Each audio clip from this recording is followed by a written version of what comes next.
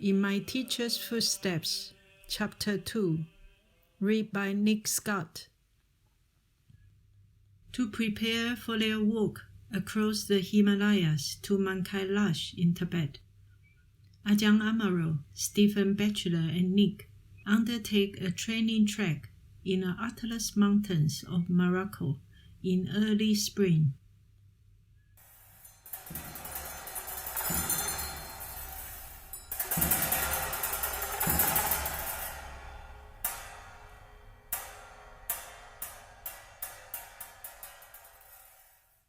Chapter 2, Delight in the Dhamma.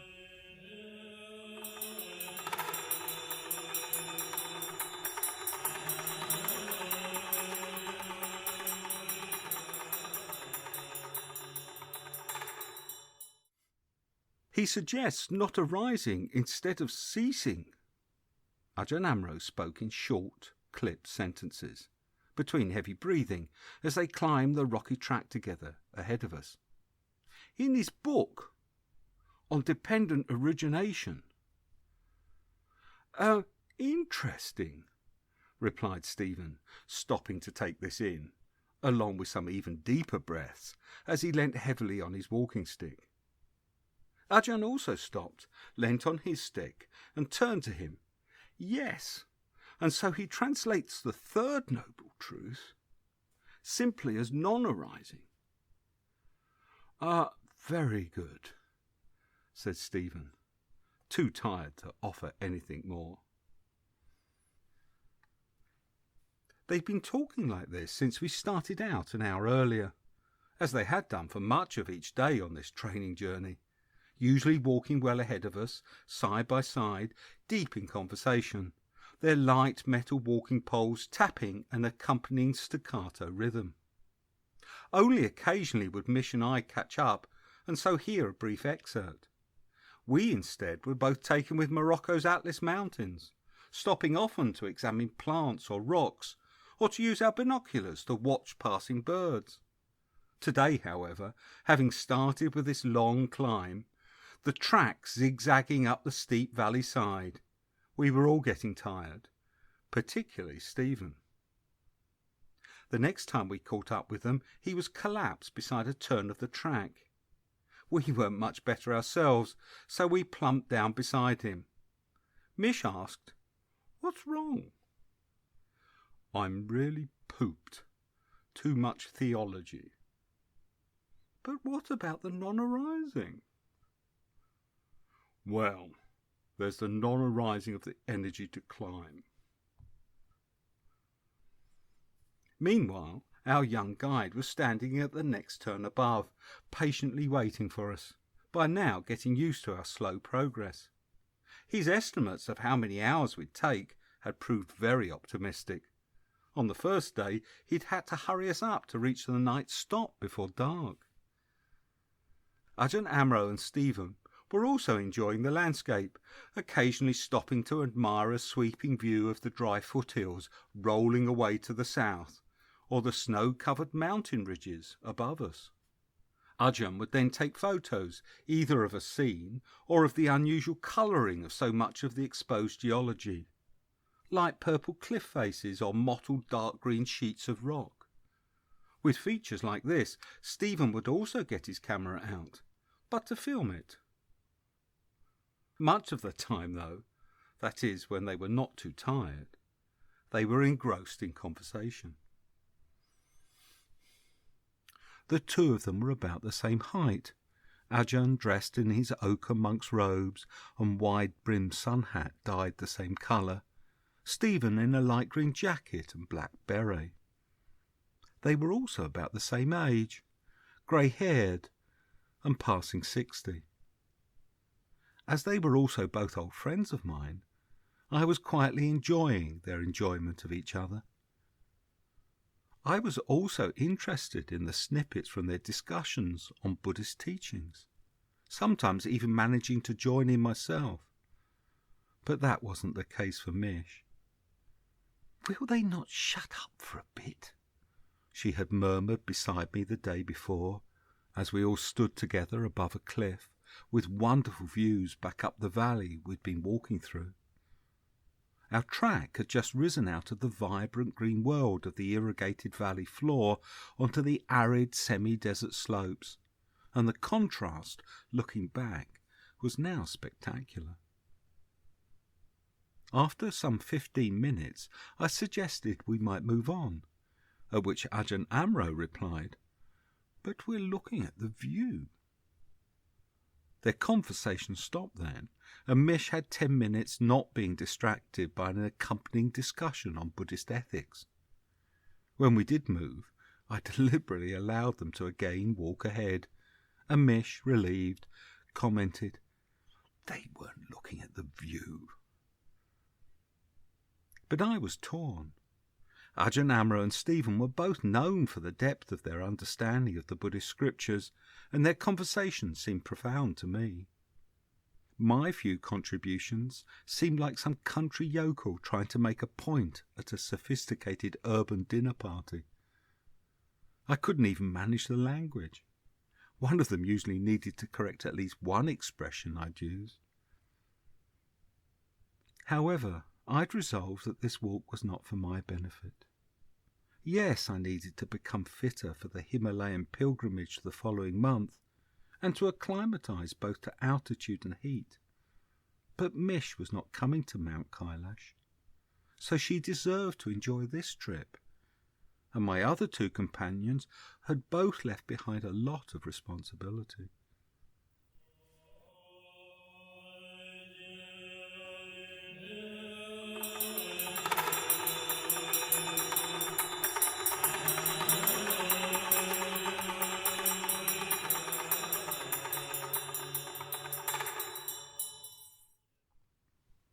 In Marrakesh, I'd booked accommodation in the Old Town.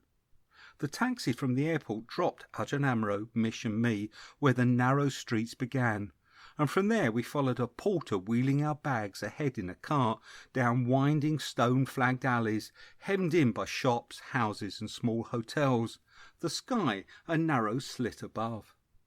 Eventually we reached an arched doorway, made of stone, with a large solid wood door studded with square iron nails. According to the guidebook recommendation, this was once the house of someone important, recently converted as an annex to a hotel we'd passed, and it was one of the tallest buildings in the Old Town, with good views from a rooftop garden. A hotel employee showed us up to that roof terrace, where he served us mint tea, confirming that Stephen had arrived earlier. From there we looked out over 1,000 assorted roofs, clay-tiled or with corrugated tin, some with battlements or small towers, others flat with gardens or even tents, but each with the obligatory white satellite dish. Beyond them, the ancient crenellated town walls had brightly dressed tourists walking along them, while the tops of leaning date palms designated a famous palace garden. Here and there, clacking stalks nested atop abandoned towers, crumbling sections of the town wall, or electricity poles. A slight haze, left from the day's dusty heat, hung over it all. But rising out of the haze, in the far distance, and crystal clear, were the Atlas Mountains, covered in snow. Stephen had been out to explore the Old Town. He joined us on his return, expressing appreciative comments about his room, which was beside a small tiled pool in an inner courtyard. He told us this was the first real holiday he'd taken since he returned to Europe to start teaching and writing more than 20 years before. After more mint tea, Stephen guided us back through the warren of streets and across the town square to the souk, where we joined the bustling crowds squeezing between colourful stalls selling carpets, pottery, shoes, fruit, jackets, or some other commodity.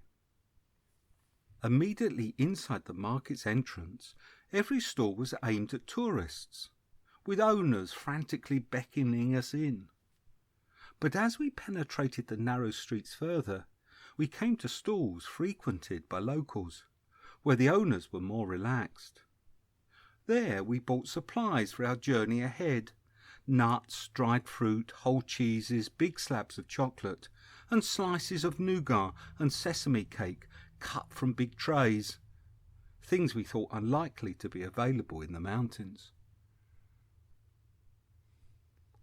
Returning across the square, the call to prayer started from a nearby mosque, followed by other Muezzins competing for the faithful.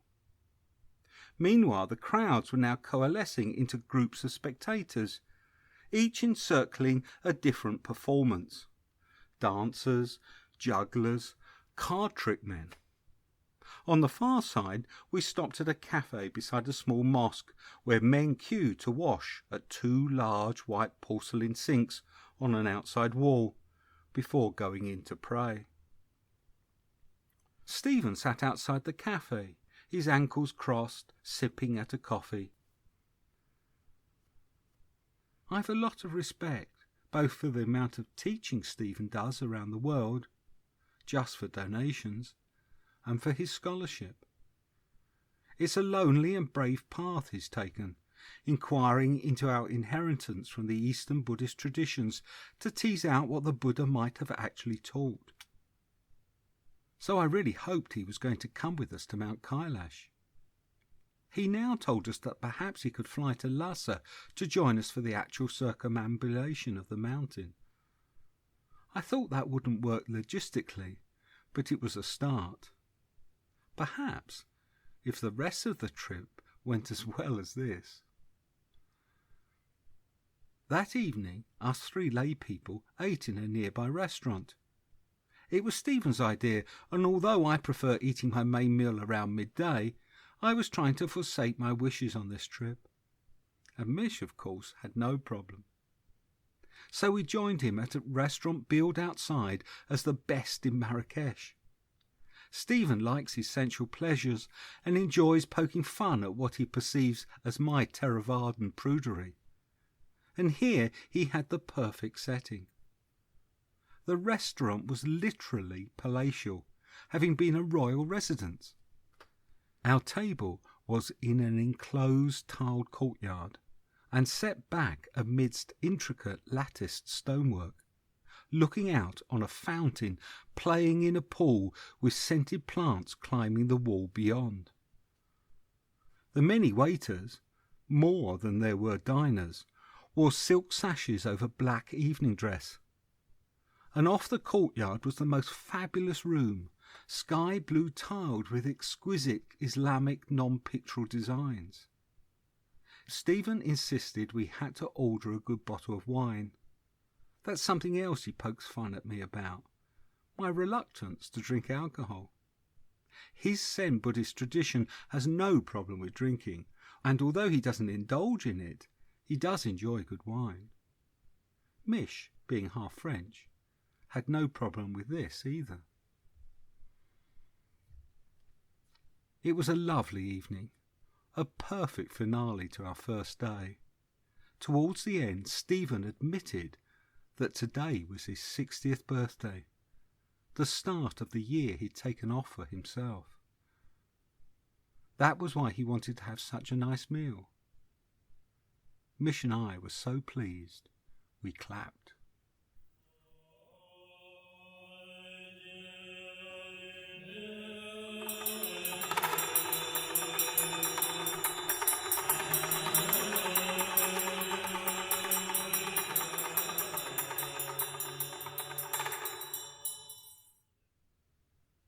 Next morning, we set off for the Atlas Mountains in a grand taxi. These are the large, battered old Mercedes which ply the long-distance routes to other towns. Ours so soft on its springs that it sighed over every bump. Usually they are filled to the brim with locals, but the guidebook advised we hire one for ourselves. After an hour's haggling, we set off to Azalil, which was halfway to our destination, the less frequented and distant region of Magon, where the Atlas Mountains are just as high as those nearer Marrakesh, but less steep. I'd planned a trek that began easily, but would eventually take us to the top. At Azalil, which like Marrakesh is set in the dusty but cultivated Moroccan plain just north of the mountains, we had to procure another grand taxi to take us into the mountain valleys. The bartering for the taxi, as for everything else, had to be done by Stephen or Mish, as I have no French. Morocco was once a French colony, and Ajahn Amro no money. But by this point Mish was gently excluding Stephen from this task, as he had no inclination at all to haggle. Whatever someone asked for, he would pay, even though he knew afterwards he'd regret it. When we first met him in Marrakesh, he complained about the taxi fare from the airport. We found he'd paid far more for one person in a taxi than we'd paid for 3. It was late afternoon by the time the old taxi wound up the last of the long mountain valleys. We'd passed through several old Berber villages of tall mud houses, and now Imilgas, the village at the trailhead, was coming into view. The driver had been speaking earlier on his mobile phone, and here we met the result, a local man loitering at the roadside waiting to join us. Once in the car, he proved to speak English, and having made friends, he then offered to organise both where we stayed that night and to help us plan our trek. He seemed nice enough, so we decided to trust him. His first advice was about the snow. There'd been a big fall over the last few days. That's why the peaks had looked so impressive from Marrakesh. And as a result, most of the passes were closed. The route I'd planned, starting with a gentle few days, was impossible. The only pass that was sure to be open was the one directly above us, a climb straight up of well over 1,000 metres. He suggested we spend the next day walking in the valley while he found out more, and sought us a guide, supplies, and mules.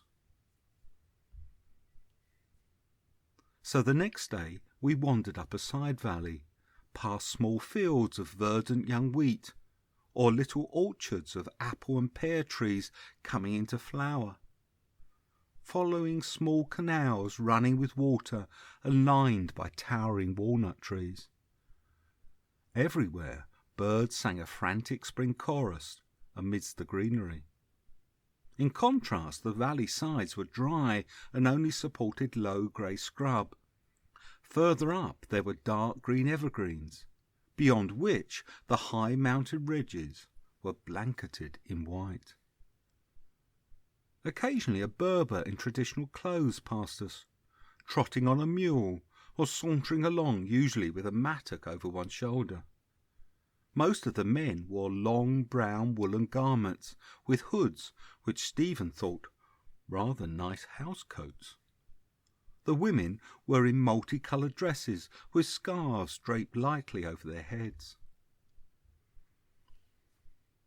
At one village, guided by a band of children, we found a wide sheet of rock impregnated with dinosaur footsteps, along with a battered interpretation board. Later we stopped to eat our lunch on a grass bank beside a tinkling canal, serenaded by cicadas and the midday call to prayer, after which Stephen snoozed on his back under the shade of a small stand of white poplars. From there we climbed steeply up the spur dividing our side valley and the main one on a dry slope dotted with stunted and twisted ancient cedars and sprawling juniper bushes. That wasn't easy. It took a sweaty hour, toiling steeply uphill before we emerged onto a ridgetop covered in arid grassland, more rocky soil than plants, but with an arcing pale blue sky above and magnificent views out across the two valleys either side. A herd of goats grazed in the distance with a shepherd leaning on a long stick.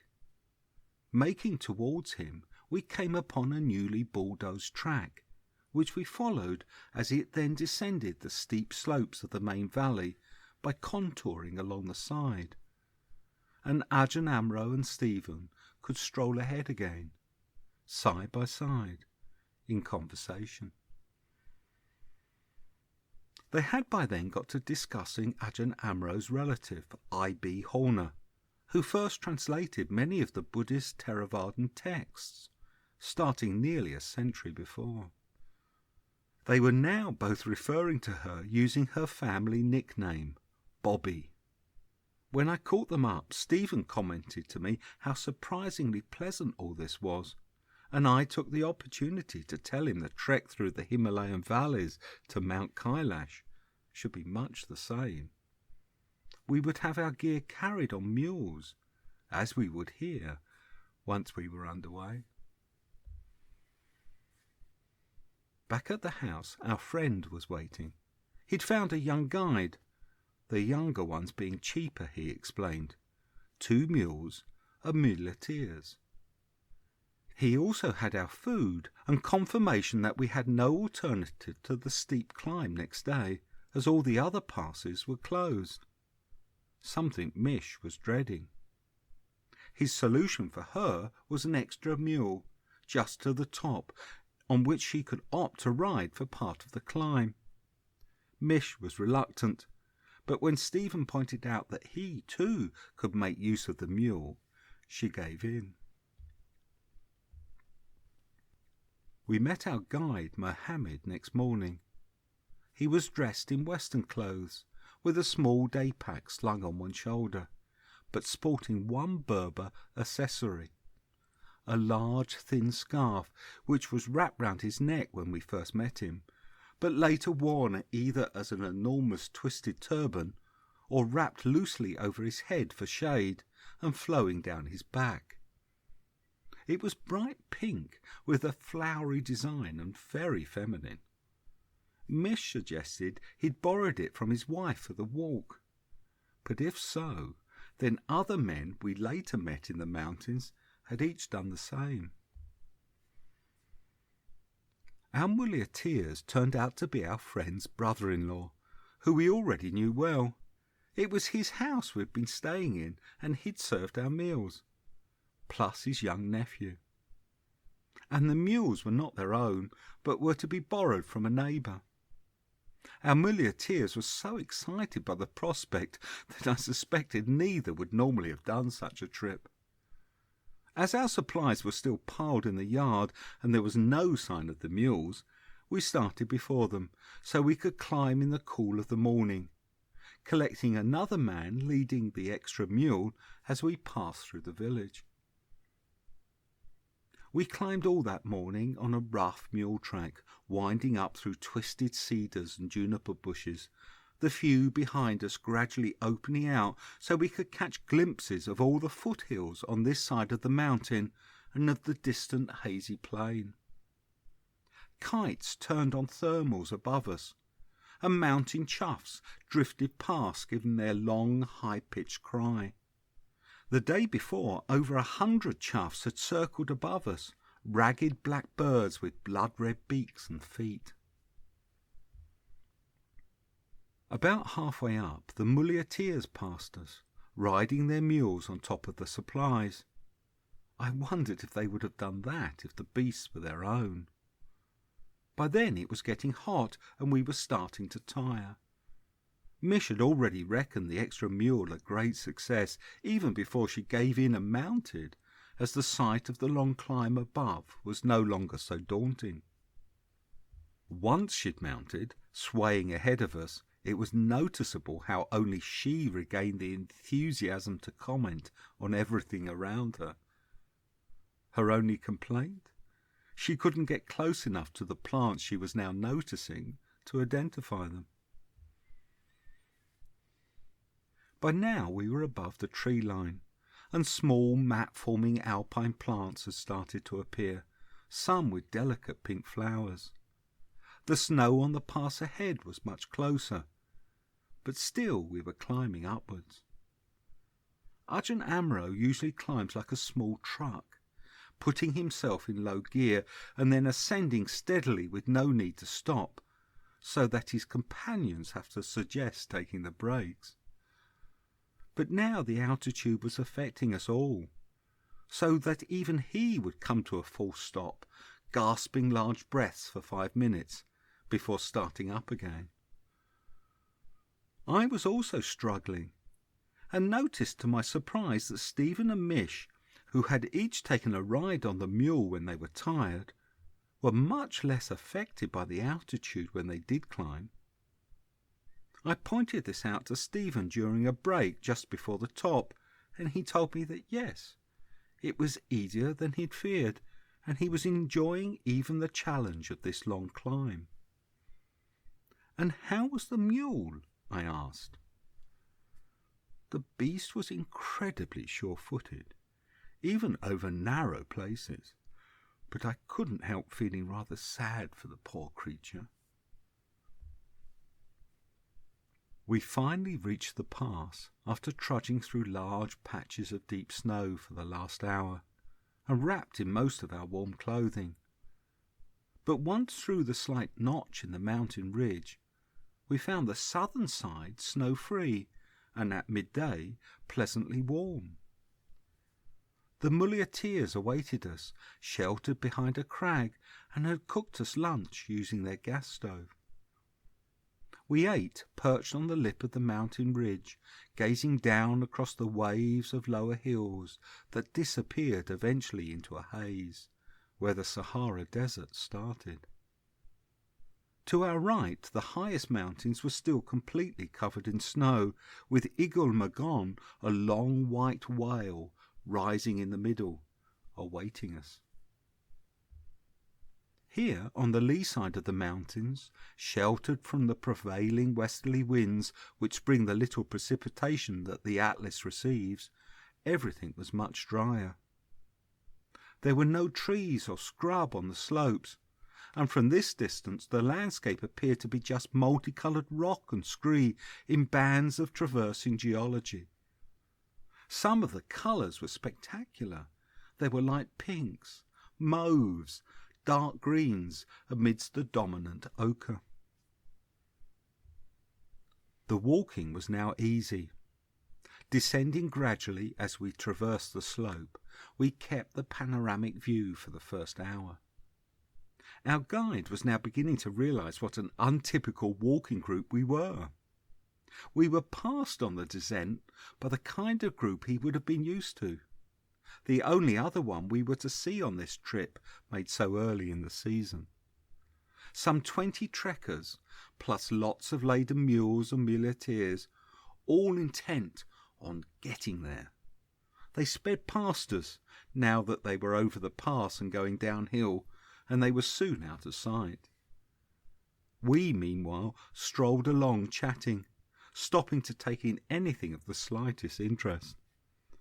Ajahn Amaro and Stephen even stopping sometimes just because their conversation had reached some important point, while myself and Mish regularly wandered off the path to look at unusual plants. At one stop, Stephen told us how similar this was to the raw landscape of much of Tibet. It too was a mountain desert with strikingly coloured rock formations. The few villages there also occurred beside small rivers running with mountain snowmelt used for irrigation, with similar-looking houses, mud and stone walled with flat mud roofs, and the people had the same open friendliness. He mused that perhaps he should come with us, that it would be rather nice. He'd questioned whether he should go, as he'd turned his back so publicly on Tibetan Buddhism because of all the superstitious beliefs. But he still respected it. And the act of pilgrimage itself, that was always a good thing. It would also be good to honour the tradition which first provided the Dhamma for him in his 60th year. and he could help us. The only problem was Martine. She'd like to return to their old monastery in Korea.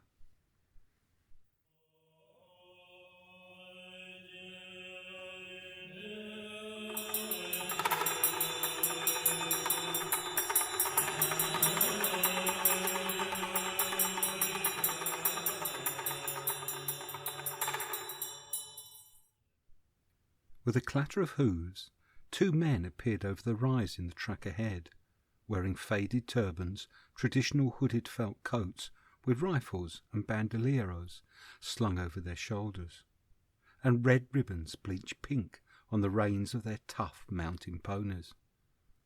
As Mish instinctively raised her camera to capture this fabulous sight, one of them shouted roughly, "No, no, no," as the other raised his rifle. Instead, we just exchanged curt bonjours as they trotted down the slope past us. This valley, away from electricity and a proper road, was known for its traditional Berber culture, so we decided to spend 2 nights here so we could wander like this through a few of the hamlets.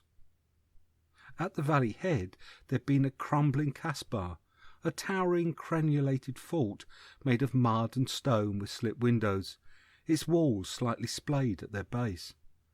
Such forts had also stood abandoned in each of the valleys we'd passed through on our first day's walk. The oak and mud houses with a wide border of whitewash around each window were also similar, but in these villages they were without modern adornments such as satellite dishes. In fact, the only part of the houses not originating from the valley itself were the ornate metal grilles in each window. There was no glass behind these. Instead, they had warm wooden shutters outside, made like the doors out of rough planks, presumably poplar, as that was the only tree we saw. The children in these valleys were also poorer. They all ran barefoot, and their cries of "Bom-bom, bom-bom" were much more insistent. At a rest stop, Stephen sat down with his back against a large boulder and commented how nice it was to have so little to do, and how unusual that was for him these days. To which Mish added, "But I thought that was what meditation was all about." "Meditation has rather become my job," he replied with a slight weariness. It was at this stop that Ajahn Amaro and Stephen shared how they'd both been sensitive children. So much so, Ajahn Amaro told us, that his family had to prevent him seeing the Bambi movie, as he'd be too upset by the traumatic parts. They also found they were both the youngest child of mothers who were unusually sensitive themselves. Stephen was brought up a vegetarian, and Ajahn was surrounded by the many animals his mother liked to care for. I asked if they thought that was why they'd both taken a lot of drugs as teenagers. "Oh yes," Stephen replied. "I was so sensitive I was taking drugs by the time I was 15 to cope with the painfulness of life." "Me too, and it's why I drank so much alcohol," added Ajahn. And they agreed that their sensitivity had also been part of the attraction of monastic life. They had a lot in common. Both had a liberal middle-class upbringing. Both were sent to good schools by parents who'd hoped they would turn out as doctors or architects or some other professional of use to society. But they'd both become Buddhist monks before they were 22. "That must have disappointed your parents," I commented. "Yes, very much," answered Ajahn Amaro. "My father made a condition in his will that I couldn't have my third if I was still a monk. But my parents eventually thawed when they saw me doing something of worth." For Ajahn Amaro, that was publishing the book of our walk across England together. For Stephen, there had also been a book, and the translating he did for famous monks, including the Dalai Lama, when they came to Europe. He was seen on TV. After that, their respective parents were willing to admit to their friends and neighbours what their sons were. Walking again through this valley, behind the two of them, I recalled how I'd once, long before, followed behind Ajahn Amaro, then a junior monk, strolling beside Ajahn Sumedho, our teacher, delighting in their enjoyment of each other. That was at the end of a week-long walk in England in the mid-80s. We'd started in Lancashire's Forest of Bowland, a semi-wild area originally set aside for royal hunting, crossed the limestone pavements of Silverdale dotted with flowers, and found our way to the Lake District, where we had climbed through the mountains. It rained most days, and Ajahn Sumedho struggled with the climbing whilst carrying a heavy pack containing his camping gear. But afterwards he only had praise for the experience. He used it to illustrate talks, both on the right attitude to difficulty and to share the wonderful sense of freedom that comes with simple walking. But that last day had been easy. The weather had cleared, the sky was blue, and all we had to do was slowly descend a long high ridge with views as far as the distant coast. Halfway along the ridge I realised we were going to be late again, but I couldn't hurry them this time. They were so obviously relaxed and enjoying themselves, chatting as they walked along. When we turned up 2 hours late and the woman collecting them, really worried, had contacted the mountain rescue, it was me that received all the blame. But it was worth it. On this walk Ajahn Amaro was older than Ajahn Sumedho had been then, and he was now the venerated elder. Their discussion as they strolled ahead had moved on to the teaching of one of the early Greek philosophers. His teaching, Stephen was saying, was that one should not conceptualize, and thus find a mind without words, and through that find a mind that did not have trouble, which is much the same as the Buddha taught. And I had a question. In all this Greek stuff, does anyone give desire as the cause of suffering? No, not that I have read, replied Stephen. But I feel the Buddha refers to desire as a cause because he was teaching in India, and the Hindu teachings point to desire as the cause of suffering. Thus the Jains do too. But you don't need to conceptualize it in that way. Like that Greek chap in his garden you mentioned earlier, I suggested. The one who was going on about enjoyment, and that the state of mind was the important thing, not the thing you were enjoying.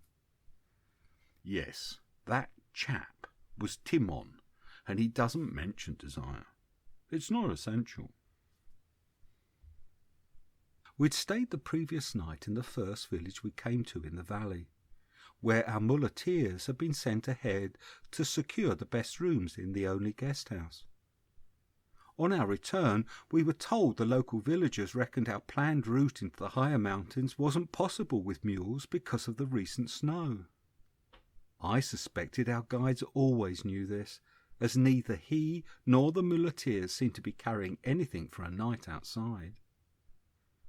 They said our only choice now was to follow the Valley of the Roses trail, which led down through the foothills to a town on the other side of the mountains, from where we could travel back to Marrakesh.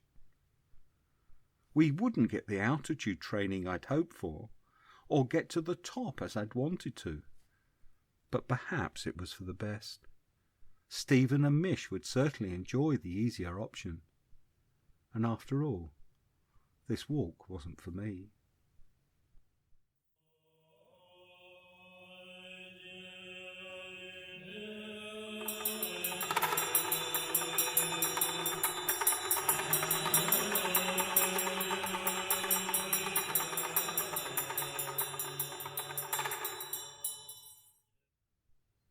The Gelugpas came to power in 1662 after the Dalai Lama's warlords beat the Karmapa's warlords, Stephen explained as we sat about the breakfast table 2 days later. Now this is important, as this is playing out now. Naive Westerners are saying, when the Dalai Lama dies, this nice young Karmapa can take over. That's head in the cloud stuff. To the Tibetans, this is the real issue. The last thing the Gelugpas will tolerate is the Karmapa having any position, because he's the head of the Kagyupa. In Dharamsala today, they have restricted his movement. They don't want this Karmapa to go to America, to go abroad, to get any profile at all. They're afraid he'll be perceived as representing all the Tibetans. It was fascinating listening to Stephen outline Tibetan history. He'd started that morning by explaining how Buddhism was introduced in the 7th century by Songtsen Gampo, the first ruler to conquer most of the Tibetan plateau, and how the new king had needed this foreign religion to help create a more unified Tibetan nation. It was this king who patronized the great Buddhist saint Padmasambhava, the Tibetan equivalent of Ireland's St. Patrick, an Indian who roamed the country vanquishing pagan gods and establishing the foundation of the new religion.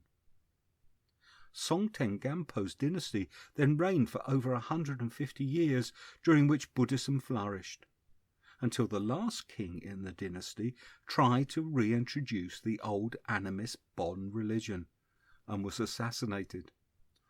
Rather embarrassingly, commented Stephen, by a Buddhist monk. Tibet then fell apart into local fiefdoms, only some of which were Buddhist. Is that when monasticism was suppressed, and why the Nyingma developed the householder mode of practice? Asked Ajahn Amaro. I think suppressed is the wrong word, replied Stephen. The monasteries were simply no longer sustainable, though of course the Bonpas would have targeted monks. But yes, monasticism then needed to be reintroduced. And once it was, 300 years later, the old Nyingma tradition could only continue to survive in remote parts of Tibet, well away from the new centre of power in Lhasa, like the area around Mount Kailash, where you're going to. This conversation took place after breakfast as we sat on the first-floor terrace, looking out over the valley's little green fields, where the locals were already at work. There we were being serenaded by nightingales. In the dry hills we'd crossed the day before, the only birds we saw were 2 eagles, just dots circling on a thermal above a distant cliff, and a few dowdy cousins of birds we knew at home, a wheatear, a couple of stone chats calling, and a ring-ouzel that darted off between some rocks. But once down here amidst the greenery, birds were everywhere, particularly the nightingales. The guide had told us that this day would be a short one, even for us. There would be no climbing, as we'd be walking through a gorge. So we'd opted for a long, leisurely breakfast, and were now on our second round of coffee. It was the coffee that was fueling Stephen's lecture. After the next introduction, the Moguls appeared around the same time they were threatening Europe. Different Tibetan lamas became teachers of different Mongol Khans, and the Karmapa chose the wrong Khan. The Khan back in the Dalai Lama was Kubla, who was the next big one after Genghis. So the Dalai Lama and the Sakyapas became the rulers of Tibet, sponsored by the political power of the Mughal Empire in China. When the empire collapsed in the middle of the 14th century, Tibet became an open field again. Then a couple of 100 years later, you get the rise of the Gelugpa school inside the Sakyapa. That was started by the great scholar Tsongkhapa, and again we get the same situation. Different groups being sponsored by different Mughal Khans. It's like the Russians and the Americans in Africa. Who's your backer? So this time the Gelugpas won, and so the Karmapa and the Kagyupas lost for the second time. They must have been really pissed off. But these names I keep hearing for Tibetan Buddhist groups, like Kagyupa, are they schools or traditions or what? I asked. Kagyu is really a fiction created by the pressures on Tibet.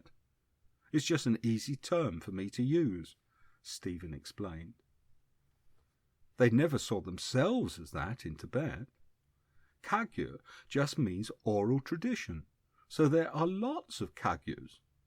I discovered that in the 80s when I went to Tibet just after it opened. We'd take a Land Cruiser and drive a couple of hours, and I'd ask the local people, what tradition are you? And they'd say, oh, we are the Borden Chalawat. The Borden Chalawat? Yes, this valley has always followed the teachings of Borden Chalulam. You've not heard of him? Each little valley system had allegiance to some obscure teacher from the 12th or 13th century, so there were lots of Kagyus. There was no centralised body like the Gelugpa, who were the only true school. But when they all came out of Tibet in 59, the rest realised to survive they needed some kind of cohesion.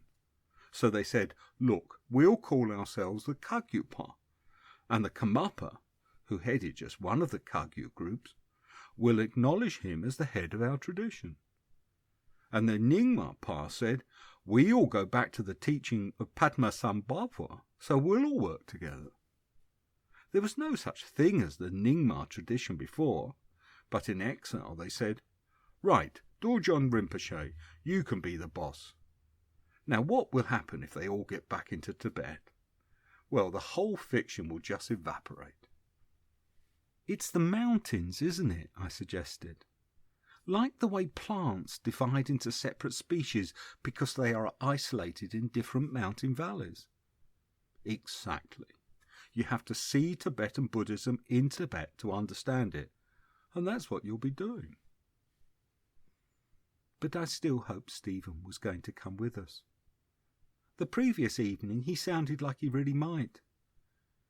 He'd been talking again about his mother, how innocent she'd been, how she'd married a Scottish car mechanic she met when he fixed her car, and then moved to Dundee where Stephen had been born. She only realised her husband was an alcoholic when one day he was sick and she had to walk the dog. Instead of heading for the park, the dog trotted straight to the pub and stood outside. Stephen had mentioned it was her 100th birthday, and Ajahn Amaro said that this year would also have been his father's 100th, if he had lived, and that he was planning to leave his father's watch on the side of Mount Kailash as a way of thanking him. So I suggested, rather romantically, that perhaps Stephen could do something similar for his mother. His reply had a cautious double negative that seemed a good omen. That would not be a bad idea. That evening, after we'd settled in, we'd been taken to see the turreted fortress, far larger than the previous Kasbahs that dominated the village. Gates opened onto a cobbled inner courtyard, overlooked by slit windows, with a great wooden entrance door that had a slot above it for pouring burning oil onto the enemy. The well was hidden inside the building, where stone steps twisted upwards past doors and corridors that led to rooms that were, until recently, still lived in by the family of the man showing us around. Now they had drying crops spread on their floors. From the battlements we watched the sunset, a dusty red haze arching across the sky. Next morning, after that breakfast, we passed beneath the fortress's outer walls as we left the village. Just beyond it, several men were building a new house, 2 of them packing wetted mud with a wood thumper into a wooden form atop a half-built wall, while another brought more earth from a nearby excavated hole. Elsewhere in the village, older buildings, all with the distinctive splayed walls like the fortress, were crumbling and returning to the earth. Our track led down and across the valley, the river now just 2 rivulets meandering across a wide shingle bed. We crossed each by means of a few stepping stones. The agricultural canals we'd been passing further up the valley had siphoned off the rest of the water. A warm path then followed the river bed, sometimes crossing the shingle, but mostly running beside narrow fields that backed onto cliffs. These cliffs were low at first, but grew higher and came closer as we went on. Eventually, there was only us, the small meandering river, and giant oleander bushes between two towering limestone walls. We now had to regularly splash across the river and traverse low heaps of stones and sand. In the gorge it was cool, and as we hadn't far to go that day, our progression became ever more fitful. Ajahn Amaro stopped to ponder each photograph he would take, of the gorge, or of rock formations, or of the small flowers which Mish was finding as she scoured the low cliff faces. And Stephen was leaning over the small river to film the light reflected on moving water, or examining the debris hanging from the flowering oleander bushes. He'd already explained how he makes collages from scraps found on his journeys. From amongst the bits of clothing and plastic adorning the shrubs, he tore off several warm pieces of cloth that he then exhibited to us. I did try pointing out others I thought similar in an attempt to help, but he was very particular. All my suggestions were gently dismissed, in the same way he would correct mistakes in what I said about Buddhist theory. That day it was my use of the expression, the truth. "Now what do you mean by that?" he asked. "The Buddha never used expressions with a capital letter. No absolutes. He expressed everything in relation to something else. So not freedom, but freedom from suffering, and never the truth." As usual, I had to admit he was right. Eventually we came upon our muleteers, sitting with their backs against the piled luggage, with our lunch prepared some time before. They were gently snoozing as they waited, while their 2 mules grazed happily nearby on fresh green grass, instead of the hay which was their usual midday fare. They'd stopped where the gorge had started to open out, with the first small canal, overhung by delicate maidenhair ferns, taking water away for a few narrow fields further downstream, and a flock of sheep and goats being directed across the now less steep lower slopes by 2 young girls in faded flowered dresses. Stephen had taken to looking out for Ajahn Amaro during our meals, making sure he was formally offered each of the dishes, which was rather sweet, particularly as he's written several times questioning the appropriateness of Buddhist monasticism in the West. That afternoon, as we went on, we found thick hedges of roses just coming into pink flower, between fields of young wheat. Our descent in altitude had also brought wild fig trees and occasional stands of giant reed. These were more than 10 feet high, and from each came the raucous call of reed warblers. We also spotted the first palm tree, growing amid some houses along with the usual white poplars. Here the poplars had their new leaves fully out, fluttering in the slight breeze. As the afternoon went on and we descended further, more of the roses were in flower, until eventually I could take a photo of Mish standing amongst hedges covered in pink. Soon these pink petals would be harvested and taken down the valley to Kilat Magona, our destination, to be soaked in vast pans of water, so creating rose water, which is then boiled down to produce rose oil. Mid-afternoon we came upon a village where women were doing their daily wash in the river, the drying clothes draped over oleander bushes. The combination of the brighter coloured garments scattered amidst the regular faded debris on the bushes gave Stephen a flashback to his misspent youth. It reminds me of the film Zabriskie Point, the fridge scene where everything exploded, chickens, fruit, bottles of pickles disintegrating, and filmed from 8 camera angles. This incredible long slow motion scene. Do you remember that? Yes, Ajahn Amaro replied. A very good scene if you were in a chemically assisted state. I was in a chemically assisted state, and it was really amazing. We stayed that night in a cheap hotel in a small town, with a map painted on the foyer's wall, which gave a bird's eye view of the Atlas Mountains, with green strips in the valley bottoms, little villages with their names, and lots of ochre with jagged mauve ridges and peaks.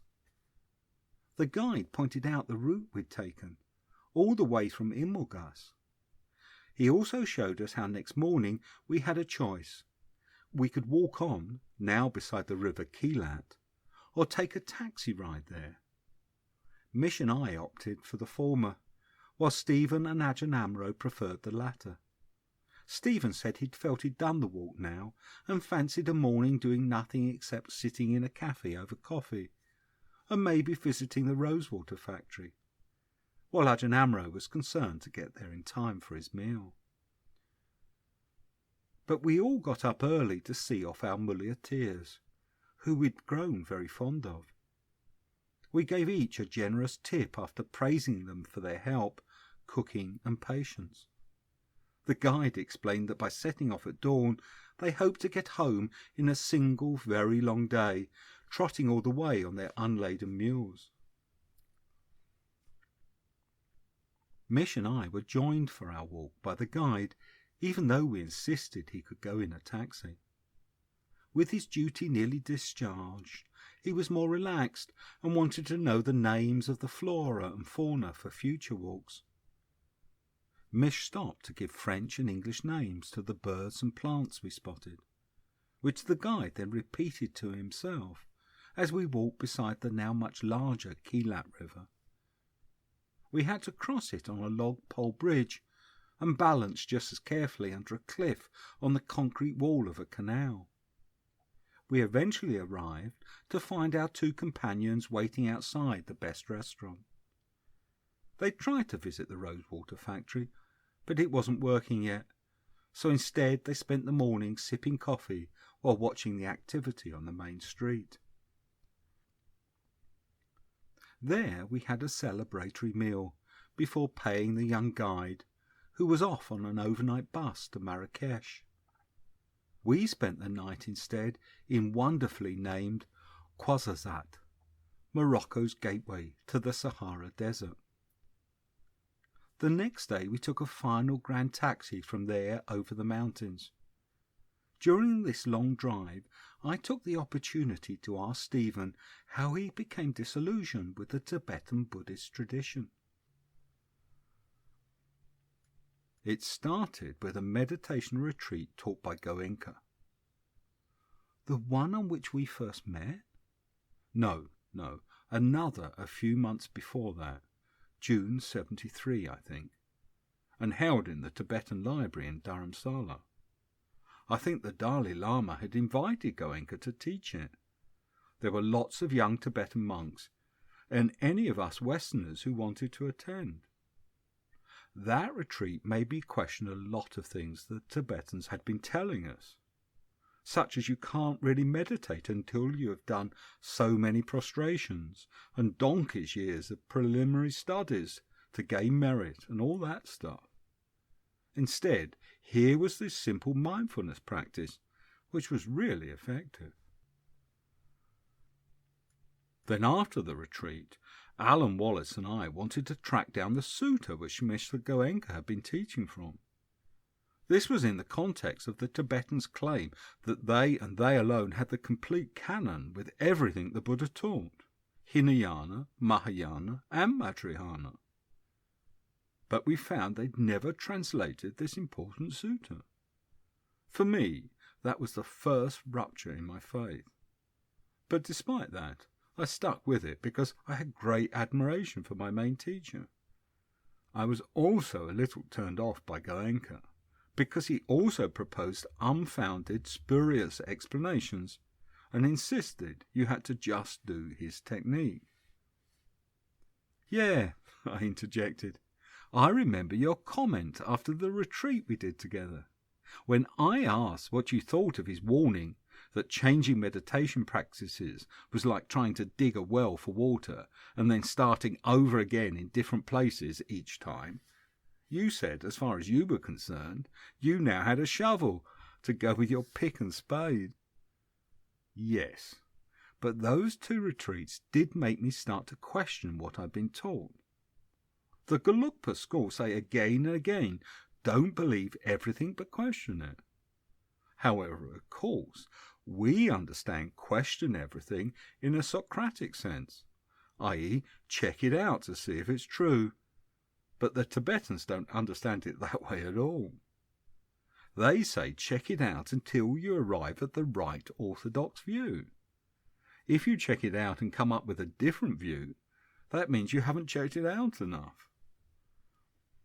So all that formal one-to-one debating with the hand-slapping, which I see the young Tibetan monks doing, I asked, is that because the Tibetan teachings have developed as a set of arguments against other traditions, and students are expected to learn all the arguments to support their school's view? Exactly. I attended one of those lectures at the Tibetan Library in Dhamsara where you were. Sue Lum Rockcliffe was travelling with me for the summer, and she was studying theology at Cambridge. She dismissed it all as the way they once taught Christianity. Yes, pre-enlightenment, trying to prove what you've already decided to believe. Once we moved to Switzerland with Geshe Rapton, I started studying Western philosophy, theology and psychology.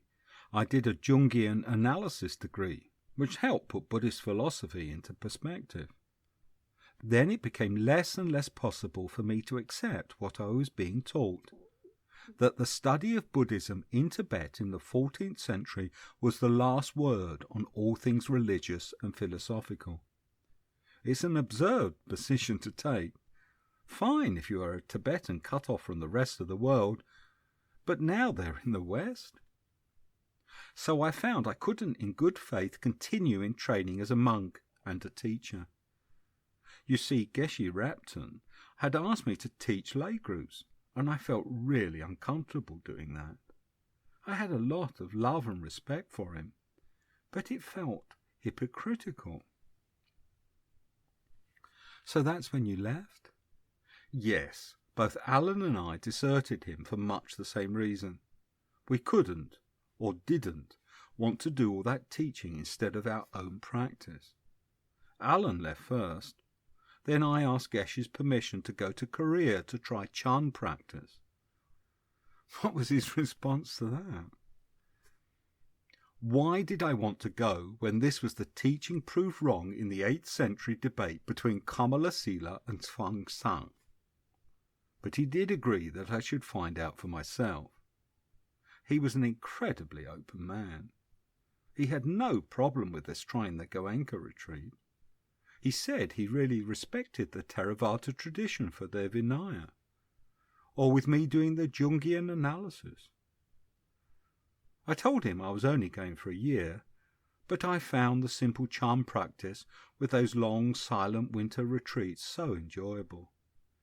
I did come back when I heard he was ill with cancer, but by then I decided the Tibetan tradition wasn't for me. Stephen stayed in that Korean monastery as a Chan monk for some 4 years, until the teacher died. Since then he's been a layman, writing and teaching with Martine, who he met when she was a Chan nun in the same monastery. His writings, with their careful questioning of assumed beliefs in Buddhism, annoy some Western Buddhists, particularly those in his old Tibetan tradition. But to me it seems he's doing us all a great service. His scholarship opens out the possibilities of what the Buddha might actually have taught, so that we can try to work out for ourselves our own path, which to my mind is what the Buddha was encouraging us to do. Maybe sometimes Stephen takes his arguments too far and seems to dismiss essential teachings. But so what? He doesn't want anyone to believe him either. But gentle skepticism seems to be Stephen's way of being, so that there are things he knows through meditation which he finds difficult to acknowledge. In the Atlas Mountains, as well as being very negative about the superstition in Buddhism, he pointed out how the idea of parami, earning merit, which occurs throughout Buddhism, arose later and wasn't in scriptures. The Buddha never taught it. He just taught causality. But then I asked him about the concept of grace. Didn't he feel blessed? Was there not a lot of fortune in his life? Even a sense of miracle in how it all came to be? He said it was true. There was a lot of fortune, and that he couldn't help but be attracted to the notion that somehow the world came to meet us halfway if we made the right effort on the spiritual journey. And that this was not understandable.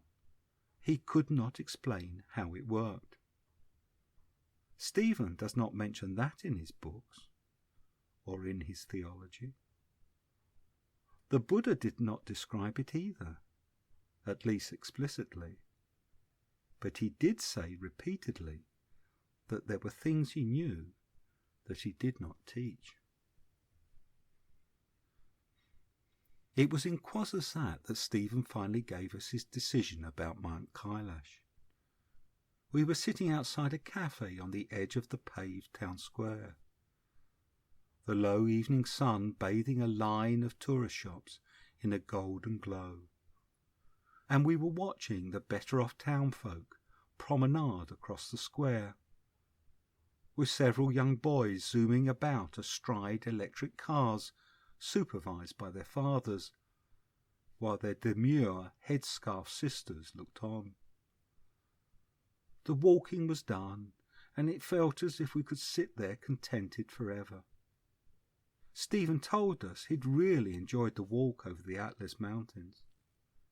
It had in fact been a revelation how good it felt to be doing something so simple amidst nature, so that the physical difficulties felt irrelevant. Both his mind and his body now felt so much better for it. He slept well. An intermittent digestion problem he suffered with had disappeared, and his mind was clear and peaceful. It was something he determined to bring regularly into his life in future. But while the Mount Kailash trip might do the same for him, he felt having had this trip for himself was enough for now, and he should think of Martine. By then, it also felt the right decision to me too, both for Martine and also because our Moroccan journey had gone so well, it might be best to leave it at that. What Stephen had told us would help us in understanding Tibet. But I also had a premonition that Mount Kailash might prove more difficult than I expected. Both of those things proved very true. I received one last correction from Stephen that evening, when I summed up this sense of the correct decision with the comment that his participation didn't seem meant to be. "Now that's a Totnes take on the world," he rebuked me. "Not meant to be."